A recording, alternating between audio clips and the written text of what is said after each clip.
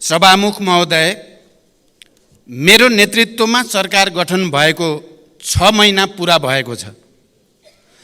6 महिनालाई सरकारको समीक्षाको अवधि मान्ने प्रचलन त नेपालमा छैन। तर यो सम्मानित सदनमा विश्वासको मत माग्दै गर्दा मैले प्रधानमन्त्रीको रूपमा हरेक पटक रिपोर्ट कार्डका साथ उपस्थित हुने वाचा गरेको थिएँ र त्यही वाचा अनुसार पनि म मान्य सदस्यहरूले उठाएका प्रश्नको जवाफका सन्दर्भमा केही समीक्षात्मक टिप्पणी राख्न चाहन्छु। विगत 6 महिनामा सरकारका उपलब्धिहरूको सूची म प्रस्तुत गर्न गइरहेको छैन। मन्त्रालयहरूले त्यो सूची तयार गरेका पनि छन् र यसबीचमा अत्यन्त लोकतान्त्रिक र उत्साहजनक ढङ्गले राष्ट्रपति र उपराष्ट्रपतिको निर्वाचन सम्पन्न भएको छ। अहिले म मन्त्रालयका विवरणहरूमा प्रवेश गर्न पनि चाहन्न, त्यो आवश्यक पनि छैन। त्यो विवरण सम्मानित सदन र सञ्चारकर्मीहरूका लागि उपलब्ध हुने नै छन्। म सरकारका उपलब्धि, सोच र गन्तव्यलाई मात्रै संक्षिप्तमा उल्लेख गर्न चाहन्छु। सम्मान्य सभामुख महोदय, यो सम्मानित सदनले मलाई सरकारको नेतृत्व दिँदै गर्दा देशमा गम्भीर आर्थिक सङ्कटको स्थिति र एउटा भाष्य बनेको थियो। आम रूपमा नेपालको नियति श्रीलङ्काको जस्तै हुने भयो। यो भाष्य बौद्धिक वर्गमा मात्र सीमित थिएन, आम नागरिकसम्म पनि पुगेको थियो। टेलिभिजन र मोबाइलका स्क्रिनहरूमा छाइरहेको श्रीलङ्काको तस्बिरले सिङ्गो देशलाई आशंकित र एक हदसम्म त्रसित पनि बनाएको थियो। जतिसुकै निराशावादी पनि श्रीलङ्काको दुःस्वप्नबाट जागिसकेको छ, किनकि यसबीचमा अर्थतन्त्र केही जागेको छ अहिले। किनकि म यसलाई सरकारको उपलब्धिमा मात्र सीमित गर्न चाहन्न, यसलाई मैले राष्ट्रकै उपलब्धिको रूपमा उल्लेख गर्न चाहन्छु। अहिले सबैजसो आर्थिक सूचकहरू सकारात्मक दिशातिर अगाडि बढ्दैछन्। पछिल्लो 6 महिना यता कुल विदेशी विनिमय सञ्चिति 20.9% वृद्धि भएको छ। अब हामी 9.7 महिनाको वस्तु तथा सेवा आयात धान्न सक्ने सुरक्षित अवस्थामा रहेका छौँ। यसै गरी कुल वस्तु व्यापार घाटामा 15.2% कमी आएको छ। विप्रेसन उल्लेखनीय रूपमा वृद्धि भएको छ। गत वर्षको यसै अवधिका तुलनामा पर्यटक सङ्ख्या दोब्बर बढेको छ। ब्याङ्क दर र ब्याज दर क्रमशः घट्दै गएको छ। वित्तीय क्षेत्रको स्थायित्व र लगानीको वातावरणमा सकारात्मक सुधार आएको छ। चुहावटलाई कडाइका साथ नियन्त्रण गरिएपछि राजस्व परिचालनमा पनि क्रमशः सुधार आउँदै गएको छ। नेपाल विद्युत प्राधिकरण र नेपाल आयल निगम नाफामा गएका छन् भने नेपाल वायु सेवा निगमको आर्थिक अवस्था पनि सुधार उन्मुख छ। संसारभरिका हाम्रा कूटनीतिक र आर्थिक नियोगहरूलाई वैदेशिक लगानीका लागि परिचालन गरिएको छ र ठुला सम्भावित लगानीकर्तासँग प्रधानमन्त्रीकै तहबाट मैले अग्रसरता लिएको छु र यसमा निकै सकारात्मक सङ्केतहरू देखिएका पनि छन्। यसै बीचमा करिब 35 अरब वैदेशिक सहायता सम्झौतामा हस्ताक्षर भएको छ। उद्योग क्षेत्रमा 274 परियोजना मार्फत करिब 35 अरब नै वैदेशिक लगानी र करिब 15,000 रोजगारी सुनिश्चित भएको छ। लगानी बोर्डबाट 954.30 मेगावाट विद्युत उत्पादन हुने गरी विभिन्न 6वटा जलविद्युत परियोजनाका लागि रु 1,67 अरब लगानी स्वीकृत भएको छ। आर्थिक सुधारकै परिणाम कम्तीमा 20,000 थप रोजगारी सृजना गर्ने गरी रु 2,05,00,000,000 लगानीका 284 नयाँ स्वदेशी उद्योगहरू दर्ता भएका छन्। उत्तरी नाकातर्फ रसुवागढी, हिल्सा, कोदारी स्थित अध्यागमन कार्यालयहरू सुचारू भएका छन्। अर्थतन्त्रलाई गतिशीलतासँगै फराकिलो, दिगो र समावेशी आर्थिक वृद्धि, गुणस्तरीय सामाजिक विकास, सुरक्षा र न्यायको प्रत्याभूति, समष्टिगत आर्थिक स्थायित्व, सङ्घीयताको सबलीकरण र सुशासनको उद्देश्य सहितको अहिलेको बजेट प्रक्रियाबाट उत्पादन र उत्पादकत्व वृद्धि भई देशभित्रै आय र रोजगारीको अवसरहरूको प्रत्याभूति दिलाउन सरकार प्रतिबद्ध छ। आउँदो वर्ष आर्थिक र सामाजिक पूर्वाधारहरू निर्माण भई उच्च आर्थिक वृद्धिको आधार तयार हुने मेरो विश्वास रहेको छ। सम्माननीय सभामुख महोदय, मैले संसदमा सङ्कल्प गरेको थिएँ, सुशासन सरकारको उच्च प्राथमिकता हुनेछ। मैले सरकारको यसबीचको सबभन्दा ठुलो उपलब्धि व्यवस्थाप्रति जनतामा जगाएको भरोसालाई मानेको छु। मैले नेतृत्व लिँदै गर्दा जनतामा राज्यप्रति र सरकारप्रति जुन निराशा, असन्तोष र आवेग थियो, अहिले त्यसमा सुधार भएको छ र यसलाई मैले जनतामा राज्यप्रति र सरकारप्रति भरोसामा जो अभिवृद्धि भएको छ यसबीचको सबैभन्दा ठुलो उपलब्धिको रूपमा मैले मानेको छु। हाई प्रोफाइल व्यक्तिहरू कानुनभन्दा माथि छन् भन्ने आम मनोविज्ञान बनिरहेको थियो। त्यसले जनतामा ठुलो आक्रोश जन्माइ पनि रहेको थियो। त्यो असन्तोषले लोकतन्त्रप्रति नै नकारात्मक धारणा बनिरहेको थियो र नक्कली भुटानी शरणार्थी प्रकरणमा सरकारले गरेको इतिहासकै ठुलो अनुसन्धान र कारबाहीपछि जनतामा विश्वास जाग्न सुरु भएको छ। नक्कली भुटानी शरणार्थी काण्डको सफल अनुसन्धानबाट सरकारले कानुनको सर्वोच्चता मात्र प्रमाणित गरेको छैन, लोकतन्त्रको सर्वोच्चता पनि स्थापित भएको छ। लोकतन्त्रभित्र देखा पर्ने समस्याको समाधान पनि लोकतन्त्रबाट नै प्राप्त हुन्छ भन्ने एउटा ऐतिहासिक मापदण्ड यो पटक राम्रोसँग स्थापित भएको छ। उच्च पदस्थहरू र देशको एउटा वर्ग कानुनभन्दा माथि छ भन्ने निराशावादी मान्यता गलत प्रमाणित हुँदै गएको छ। यो काण्डको सफल अनुसन्धानसँगै अब लोकतन्त्रको सर्भिसिङ र शुद्धिकरण पनि सुरु भएको छ। संसद र आम जनसमुदायलाई म यही रोस्टमबाट विश्वास दिलाउन चाहन्छु, यो शुद्धिकरण यतिमा रोकिने छैन, यो निरन्तर अगाडि बढ्नेछ। हिजोबाट प्रधानमन्त्री निवास नै निल्न खोज्ने ललिता निवास काण्डका अभियुक्तहरू पक्राउ पर्न थालेका छन्। मिटर ब्याजी र सहकारीका ठगहरूमाथि कारबाही सुरु भइसकेको छ। वर्षौंदेखि विकृतिको डुङ्गुर सफा गर्ने सुशासनको यो लडाईँमा मलाई सदन र जनताको अझ धेरै समर्थनको आवश्यकता रहेको मैले महसुस गरेको छु र यो लडाईँमा मलाई सदनको पनि र आम जनताको पनि अझ ठुलो हौसला र सहयोग प्राप्त हुने विश्वास पनि म व्यक्त गर्न चाहन्छु। म सङ्कल्प गर्दछु कि कुनै पनि मूल्यमा विकृतिको यो लडाईँ, विकृतिका विरुद्धको यो लडाईँ अगाडि बढाइनेछ।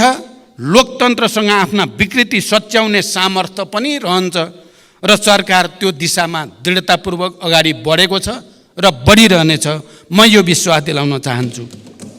सम्माननीय सभामुख महोदय, पछिल्ला निकै वर्षदेखि किसानले कहिल्यै समयमा मल पाएनन्। मलको हाहाकार हरेक वर्ष समाचारका स्थायी शीर्षक बन्दै आए, तर परिस्थिति भने खासै बदलिएन। मैले विश्वासको मत लिँदै गर्दा सम्मानित सदनमा प्रतिबद्धता जनाएको थिएँ, अब त्यस्तो हाहाकार हुन दिइने छैन। यद्यपि समस्याको पूर्ण समाधान अझै भएको छैन, तर मैले गरेको प्रतिबद्धता भने यस आर्थिक वर्षमा 78,500 मेट्रिक टन रासायनिक मलको आपूर्ति सुनिश्चित भएको छ। यसबाहेक 1,95,900 मेट्रिक टन रासायनिक मल आयात भई 1,45,900 मेट्रिक टन मल अनुदानित मूल्यमा वितरण पनि भइसकेको छ। आगामी आर्थिक वर्षका लागि पनि समयमै रासायनिक मल व्यवस्था गर्न रु 30 अरब रकम विनियोजन गरिसकिएको छ। देशमै मल कारखाना खोल्न लगानी बोर्डले अध्ययन सुरु गरिसकेको छ भने भर्खरैको भारत भ्रमणका क्रममा पनि यो विषय गम्भीर ढङ्गले उठेको छ र जोइन्ट भेन्चरमा फर्टिलाइजर प्लान्टको विकास गर्ने कुरामा सैद्धान्तिक सहमति पनि भएको छ। मेलम्ची खानेपानी आयोजनाका आवश्यक संरचनाहरूको मर्मत सम्मार सम्पन्न भई 12 महिना नियमित पानी वितरणको सुनिश्चितता गरिएको छ। यो अवधिमा विभिन्न आयोजना मार्फत 1,66,000 थप जनसङ्ख्यालाई प्रशोधित खानेपानी प्रत्याभूत गरिएको छ। भूमिहीन दलित र सुकुम्बासीहरूलाई जग्गा धनी प्रमाणपत्र वितरणमा तीव्रता ल्याइएको छ। गरिब पहिचान गरी परिचय पत्र वितरण गर्न थप 13 जिल्लामा तथ्याङ्क सङ्कलन भई विश्लेषण प्रक्रिया सुरु गरिएको छ। महिलामाथि हुने हिंसामा शून्य सहनशीलताको नीति अपनाउँदै राज्यका तर्फबाट पीडितहरूलाई संरक्षण र सहायता गरिएको छ। मुक्त कमैया, मुक्त हलिया, मुक्त कमलरी, हरुवा चरुवा लगायतका समस्याको दिगो र शीघ्र समाधान गर्न सम्बन्धित निकायहरूलाई क्रियाशील बनाउँदै लगिएको छ। सभामुख महोदय, म विस्तृत रूपमा जान चाहन्न, तर सदनलाई यति जानकारी गराउनु मेरो कर्तव्य ठानेको छु कि यस बीचमा भौतिक पूर्वाधार विकासमा उल्लेख्य प्रगति भएको छ। 408 मेगावाट विद्युत उत्पादन क्षमता थपिएको छ। थप 3% जनसङ्ख्यामा विद्युतको पहुँच पुगेको छ भने विद्युतमा 100% जनताको पहुँच हुने सबै आधार तयार भएको छ। राष्ट्रिय स्तरका विकास आयोजना कार्यान्वयनमा देखिएका नीतिगत तथा अन्तर्निकाय समन्वय लगायतका समस्या समाधान गर्न 7 प्रदेशका मुख्यमन्त्री सहित राष्ट्रिय विकास समस्या समाधान समितिको बैठक सम्पन्न भएको छ र दिगो विकासका लागि लक्ष्यका सूचकहरूको पुनरावलोकन गरिएको छ र भने विकास सम्बन्धी बेग्लै कानुन निर्माणको प्रक्रिया अगाडि बढेको छ। अन्तर प्रदेश समन्वय परिषदको बैठक डाकिएको छ र त्यसमा समन्वयलाई अझ सुदृढ गर्ने प्रक्रिया अगाडि बढाइँदैछ। भर्खरको मेरो औपचारिक भारत भ्रमण सफल भएको छ। भ्रमणमा नेपाल र भारत बीच 10 वर्षमा 10,000 मेगावाट विद्युत निर्यात गर्ने गरी दीर्घकालीन विद्युत व्यापार सम्झौतामा प्रारम्भिक हस्ताक्षर भइसकेको छ। यो देशका लागि अत्यन्त ऐतिहासिक र दूरगामी महत्त्वको सम्झौता हो भन्ने कुरामा देशमा कुनै विमति हुन सक्दैन। त्यही क्रममा फुकोट कर्णाली 480 मेगावाट र तल्लो अरुण 669 मेगावाट निर्माण गर्ने विषयमा समाजदारी प्रस्तावमा हस्ताक्षर भएको छ भने बुटोल गोरखपुर प्रसारण लाइन 400 केबी को शिलान्यास भएको छ। नेपाल र बङ्गलादेशका बीचमा विद्युत निर्यात गर्न नेपाल, भारत र बङ्गलादेश बीच विद्युत बिक्री सम्झौता हुने प्रक्रियामा अगाडि बढेको छ। तेस्रो देशसँग विद्युत निर्यातको बाटो खोल्ने यो प्रक्रिया नेपालको आर्थिक विकासमा ठुलो कोसेढुङ्गा साबित हुनेमा म विश्वस्त छु। मलाई लाग्छ सिङ्गो राष्ट्र पनि यसमा विश्वस्त भइ नै सकेको छ। सम्माननीय सभामुख महोदय, हरेक वर्ष हामी समाचार पढ्थ्यौँ र बडो हैरान पनि हुने गर्थ्यौँ। शैक्षिक सत्रको आधा समय बितिसक्दा पनि विद्यार्थीले पाठ्य पुस्तक पाएनन्। तर यसपटक भने तिनै सञ्चार माध्यममा हामीले हुम्लादेखि ताप्लेजुङसम्मका दुर्गम जिल्लाका सामुदायिक विद्यालयमा शैक्षिक सत्र सुरु हुनु अगावै पाठ्य पुस्तक पुगेको समाचार पढ्न पायौँ। भर्नाकै दिन कलिला विद्यार्थीहरूले मुस्कुराउँदै किताब समातेका सुन्दर तस्बिर पनि हामीले अहिले समाचार पत्रहरूमा देख्न र पढ्न पायौँ। केही महिना अघिसम्म विद्यार्थीहरू नो अब्जेक्सन सर्टिफिकेट लिन भक्तपुरको सानो ठिमेमा मध्यरातदेखि कम्बल बोकेर लाइनमा बसेका समाचार आउने गर्दथे। विदेशमा पढ्न हिँडेका युवा विद्यार्थीमा त्यो यातनाले व्यवस्था र अवस्थाप्रति पक्कै पनि वितृष्णा जगाउने गर्दथ्यो। अहिले त्यो सर्टिफिकेट आफ्नै मोबाइलमा प्राप्त गर्न सकिने भएको छ र विद्यार्थीहरूमा एउटा नयाँ आशा भरोसा र हौसला बढेको छ। राहदानी लिन त्यस्तै सकस थियो। बिचौलियालाई हजारौं तिरेर र हप्तौं लाइन बसेर ठुलो प्रतीक्षापछि मात्र राहदानी हात पर्ने गर्दथ्यो। अहिले राहदानी विभाग अगाडि भिड छैन। आवेदन दिन अब कुनै बिचौलिया चाहिँदैन। आफ्नै मोबाइलबाट 24 घण्टा आवेदन दिन सकिन्छ। पछिल्ला 7 महिनामा मात्रै 18,431 विद्युतीय राहदानी वितरण भएको छ। त्यसैगरी राष्ट्रिय परिचय पत्रमा पनि ठुलो सुधार आएको छ। पुस 11 सम्म दैनिक 7,000 को संख्यामा छपाई हुने परिचय पत्र अहिले 2 शिफ्टमा 15,000 को संख्यामा छापिरहेको छ। 53 जिल्लामा 554 स्थानीय तहमा अभियान सञ्चालन गरी करिब 1,30,00,000 नागरिकको विवरण सङ्कलन गरिसकिएको छ। बढी भिडभाड हुने जिल्ला प्रशासन कार्यालयमा टाइम कार्ड एवं टोकन प्रणाली लागू गरिएको छ। अध्यागमन कार्यालयहरूमा अध्यागमन सूचना प्रणाली नेपाल पोर्ट लागू भएको छ भने हस्तलिखित भिसाको सट्टा QR कोड सहितको सिस्टम जेनेरेटेड भिसा लागू गरिएको छ र विद्युतीय सवारी चालक अनुमति पत्र प्रणाली थप 5 वटा यातायात व्यवस्था कार्यालयहरूमा लागू भएको छ। विभिन्न सरकारी कार्यालयहरूबाट निश्चित सार्वजनिक बिदाका दिनमा समेत सेवा प्रवाहको व्यवस्था गरिएको छ।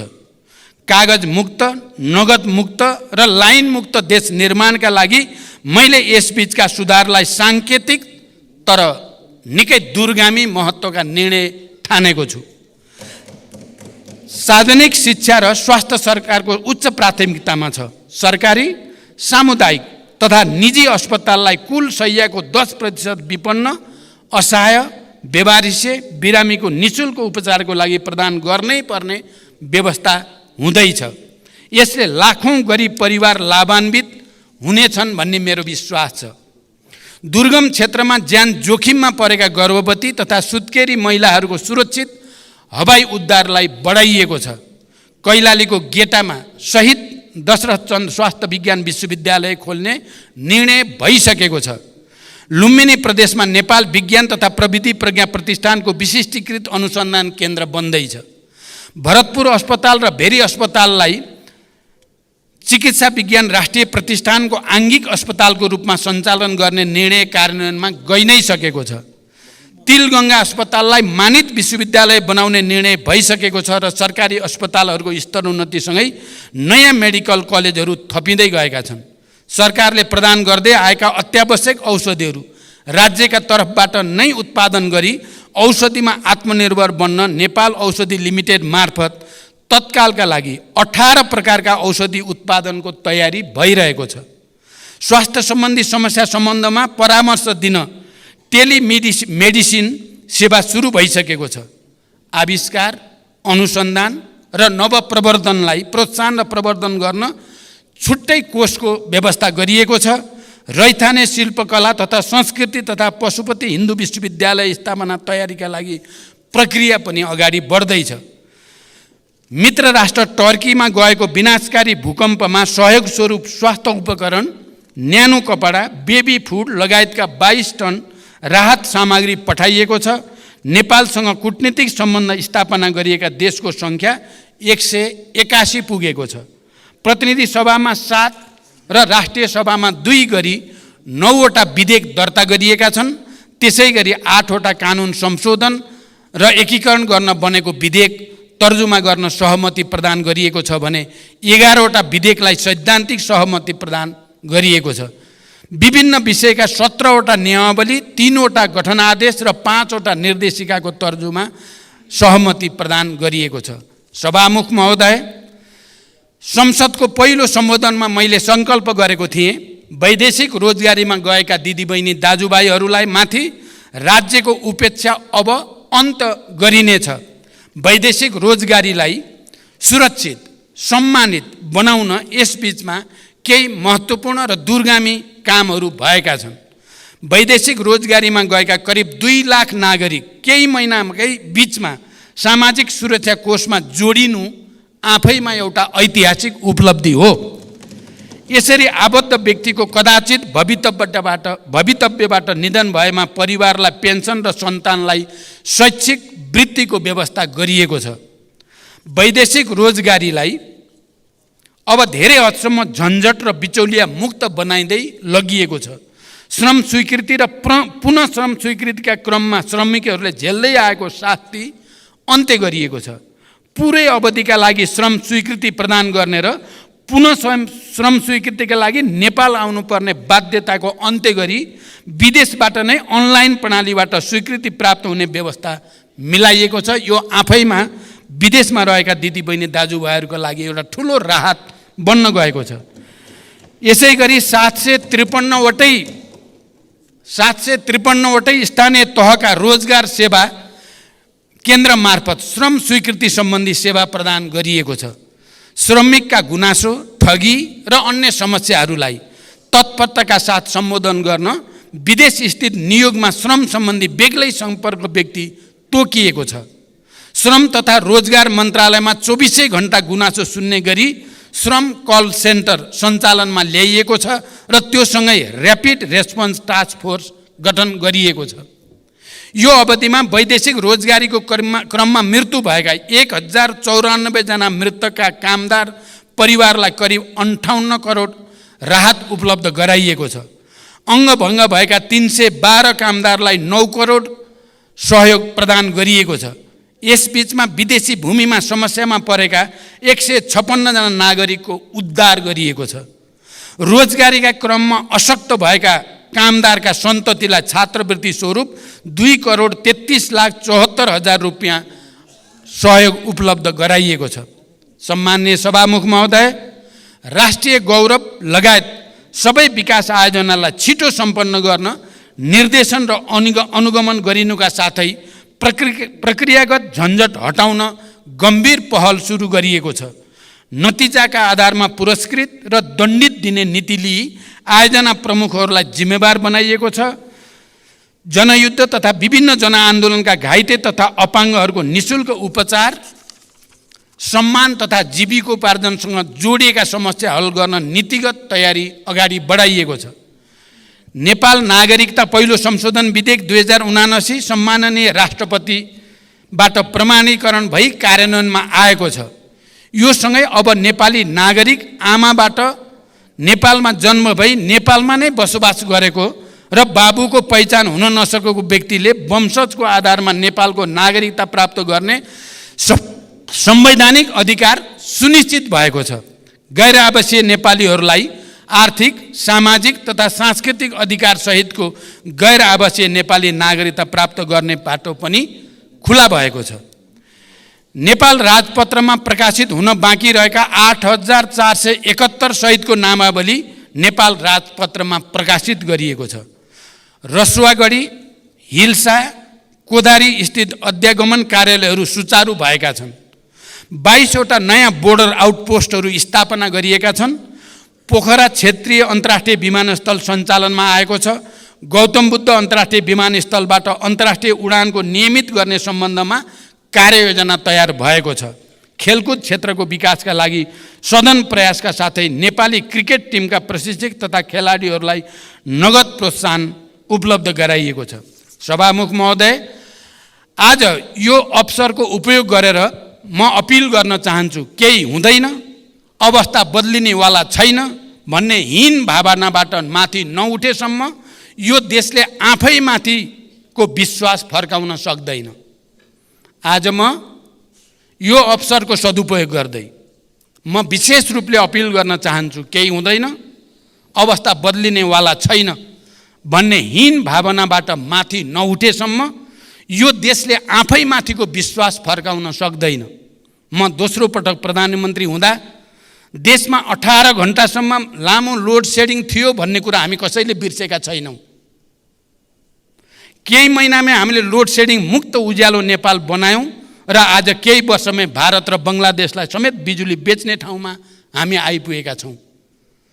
दृढ इच्छा शक्तिका साथ पहल गर्यो भने धेरै चिज हुन सक्छ भन्ने कुराको यो ठोस सबुत हो। पेट्रोलियम पदार्थको आयात न्यून बनाएर 10,000 मेगावाट बिजुली निर्यात गर्ने उत्साहजनक बिन्दुमा हामी आज आइपुगेका छौँ र यति उज्यालो भविष्यको यति नजिक, देशको यति उज्यालो भविष्यको यति धेरै नजिक हामी यसअघि कहिले पनि थिएनौँ। तर सामाजिक सञ्जालका चित्रहरूले राष्ट्रका प्राथमिकताहरूलाई विषयान्तर गरिरहेको भान हुन्छ।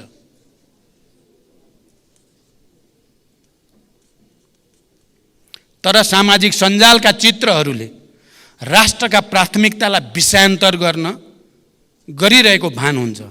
हामीले गम्भीर भएर सोच्ने बेला आएको छ। कतै हामी बीच विषय विज्ञता भन्दा, ज्ञान र विवेक भन्दा निन्दाबाजी र आवेगता हाबी हुँदै गएको छैन।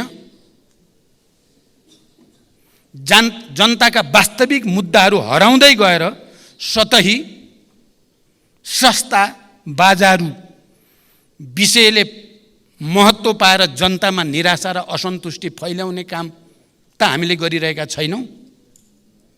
कतै हाम्रै व्यवहारले राजनीतिको चरित्र र चेहरा त कमजोर बनिरहेको छैन।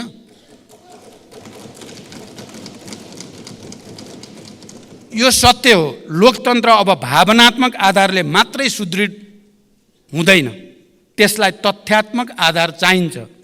मतदाताको रूपमा देशमा एउटा नयाँ पुस्ता तयार भइसकेको छ, जसले त्यस्तो पुस्ता जसले युद्धको विभीषिका देख्नु परेन। विद्यालयमा पुग्न 3-4 घण्टा पैदल हिँड्नु परेन। त्यो पुस्ताले यो देशमा कुनै दिन इन्टरनेट टेलिफोन काटेर एयरपोर्ट र सडकसम्म बन्द गरेर देशमा चलाइएको शाही शासन देखेन।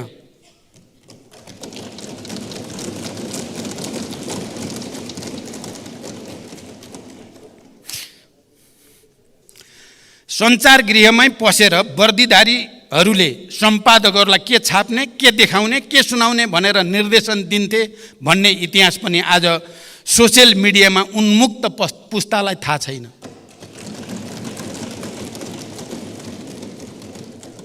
आज त्यो पुस्तालाई हिजो देशमा दुधकै नदी बहन्थ्यो झैँ भन्ने भाष्य खडा गरेर लोकतन्त्रबाट दिग्भ्रमित पार्ने अधिकार हामी कसैलाई पनि छैन। 20 वर्ष अघि र आजको जनताको जीवनस्तरमा आएको परिवर्तनलाई बिर्साउन खोजिँदैछ। सुशासनमा समस्याले यो अवस्था सिर्जना भयो। सुशासनको प्रत्याभूति गर्दै लोकतन्त्रको सुदृढीकरणका लागि सिङ्गो संसद एक ठाउँमा उभिनेछ भन्ने मेरो विश्वास सुदृढ हुँदै गएको छ। हाम्रो सार्वजनिक बहसको स्तर खस्किँदैछ। चौतर्फी अविश्वास खडा गर्ने र लोकतान्त्रिक संस्था विरुद्ध मोहभङ्ग पैदा गर्ने प्रयासहरू भइरहेका देखिन्छन्। संसदसँगै पनि कहिलेकाहीँ मेरो गुनासो रहने गरेको छ। भर्खरको मेरो भारत भ्रमणमा वर्षौँदेखि रोकिएको नेपाल भारत पारवान सन्धि संशोधनसहित नवीकरण गरियो। भारत र तेस्रो विश्वसम्म विद्युत निर्यातका लागि ऐतिहासिक ब्रेक थ्रु भयो। तर हामीले यति ठुला उपलब्धिहरूलाई छाडेर मुर्गा राँगो कि भैँसी भन्ने विवादमा संसदको लामो समय लियौँ। यस्ता घटनाबाट जनतामा पर्ने प्रभावबारे यो सम्मानित सदन गम्भीर हुनेछ भन्ने म विश्वास व्यक्त गर्न चाहन्छु। सम्मान्य सभामुख महोदय, सामाजिक न्याय, सुशासन र समृद्धिलाई सरकारले सर्वोपरि लक्ष्यको रूपमा लिएको छ। संस्थागत तथा प्रक्रियागत सुधारका कार्य सरकारको उच्च प्राथमिकतामा छन्।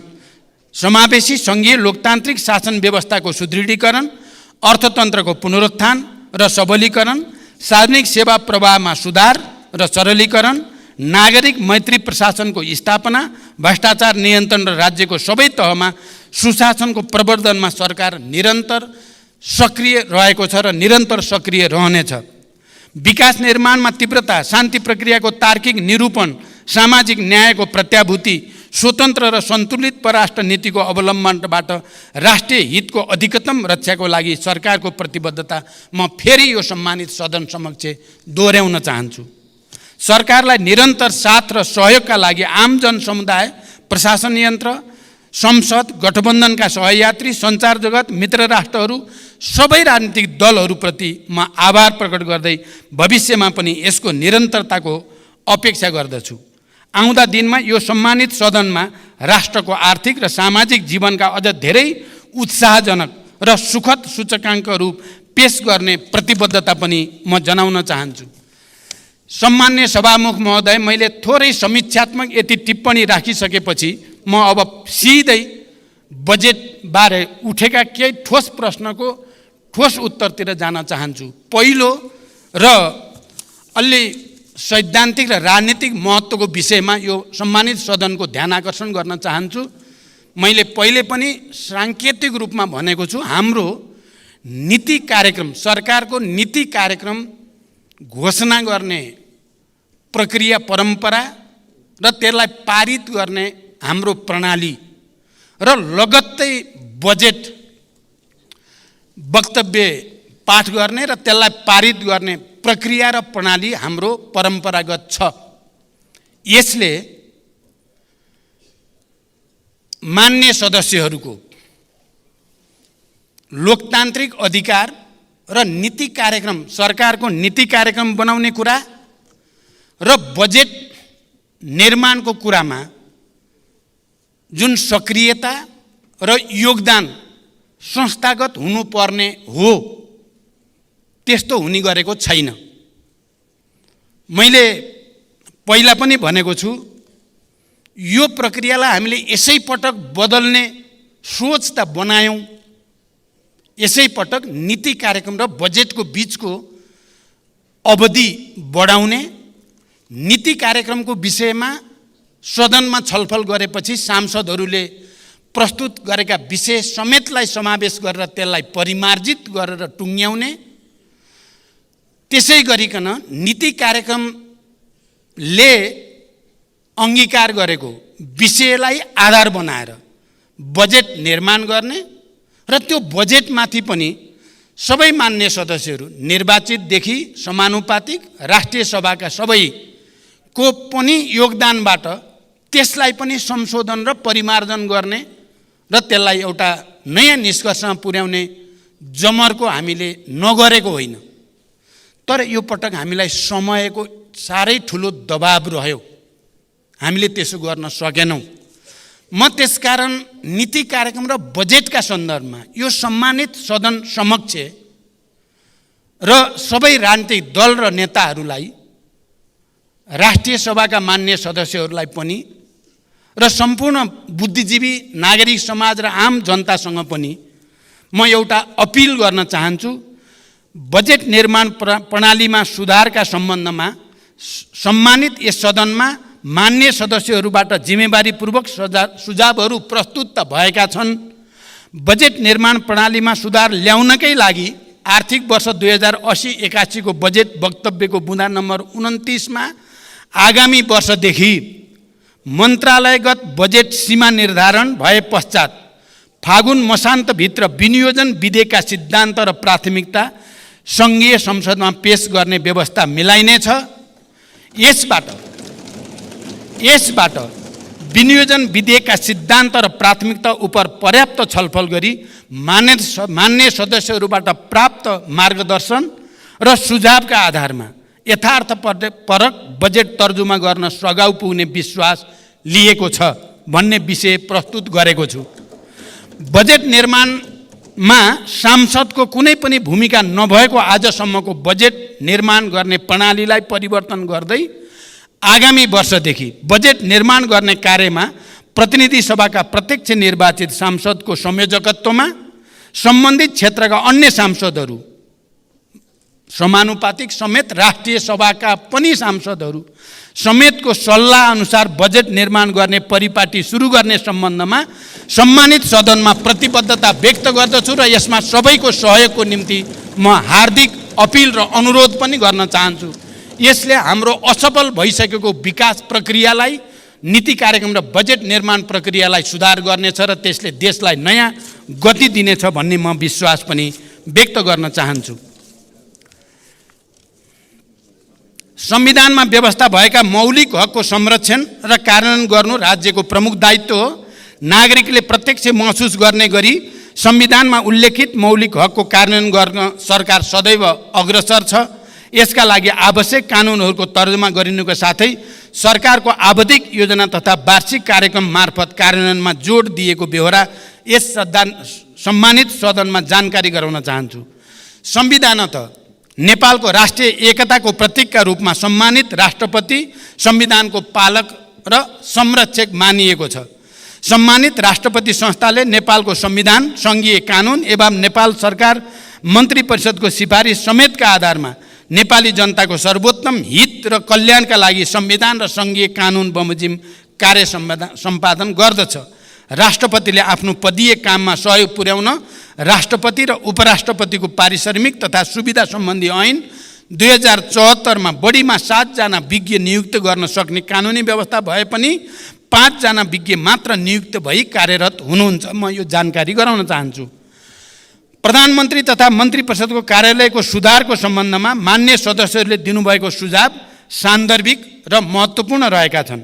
नेपाल सरकार कार्यविभाजन नियमावली अनुसार यस कार्यालयले मुख्यतः नेपालको शासन व्यवस्थाको सामान्य निर्देशन, नियन्त्रण र सञ्चालन तथा सङ्घ, प्रदेश र स्थानीय तहको समन्वय र सहजीकरण गर्ने, सरकारी निकायका काम कारबाहीको समन्वय, अनुगमन र सहजीकरण, सुशासन प्रवर्धन एवं प्रशासनिक सुधार जस्ता महत्त्वपूर्ण जिम्मेवारी वहन गर्दै आएको छ।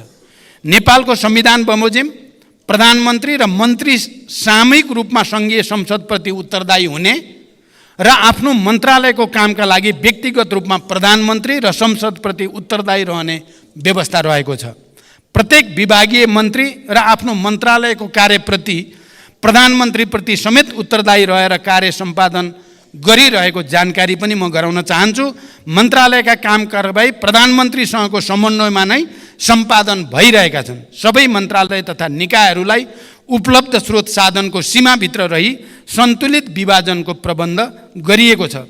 प्रधानमन्त्री तथा मन्त्री परिषदको कार्यालयको भूमिका र कार्यक्षेत्रलाई थप प्रभावकारी बनाउन रणनीतिक योजना तयार गरी सङ्गठन तथा व्यवस्थापन सर्वेक्षणको कार्य अन्तिम चरणमा पुगेको जानकारी गराउन चाहन्छु। रणनीतिक योजना र सङ्गठन तथा व्यवस्थापन सर्वेक्षण प्रतिवेदनका आधारमा प्रधानमन्त्री तथा मन्त्री परिषदको कार्यालयको पुनर्संरचना गरिनेछ।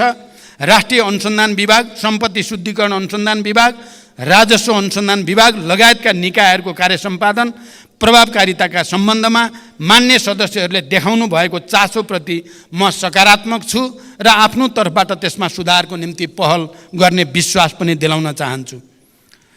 योग्यता, क्षमता र निकायगत कार्य प्रकृतिको आधारमा प्रधानमन्त्री तथा मन्त्री परिषदको कार्यालयका साथै मन्त्रालय निकायमा सचिव लगायत सबै कर्मचारीहरूको पदस्थापन तथा सरुवा गर्ने व्यवस्था मिलाइएको छ। कर्मचारीलाई उत्प्रेरित गराउँदै कार्य सम्पादन स्तरका आधारमा आफ्नो कामप्रति उत्तरदायी बनाउने र प्रोत्साहन तथा दण्डको नीति लिइएको छ।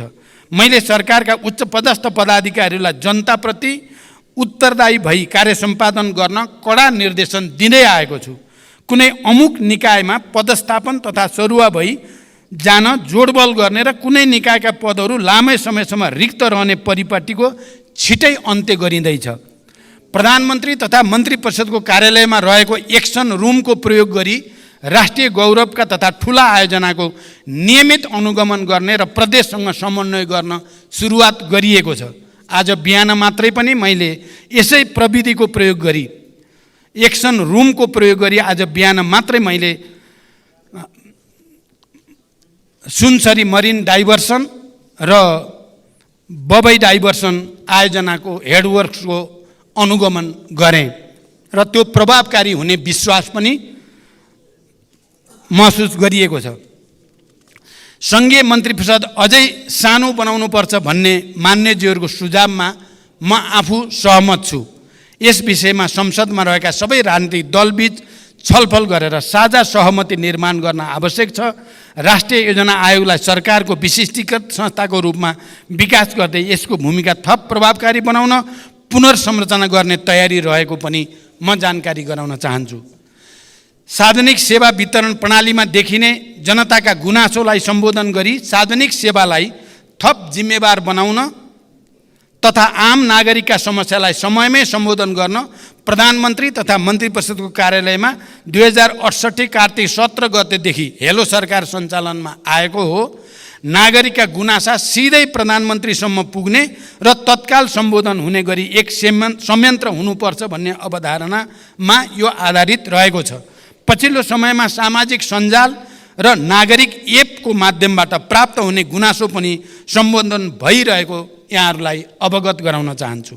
विद्युतीय पोर्टल मार्फत नेपाल सरकारका सबै मन्त्रालय, केन्द्रीय निकाय तथा तिनै तहका सार्वजनिक निकायहरूको काम कारबाहीका बारेमा प्राप्त हुने जनगुनासोको व्यवस्थापन गर्न प्रभावकारी देखिएको यो प्रणाली सुसञ्चालनका लागि स्रोत साधनको अभाव हुन दिइने छैन।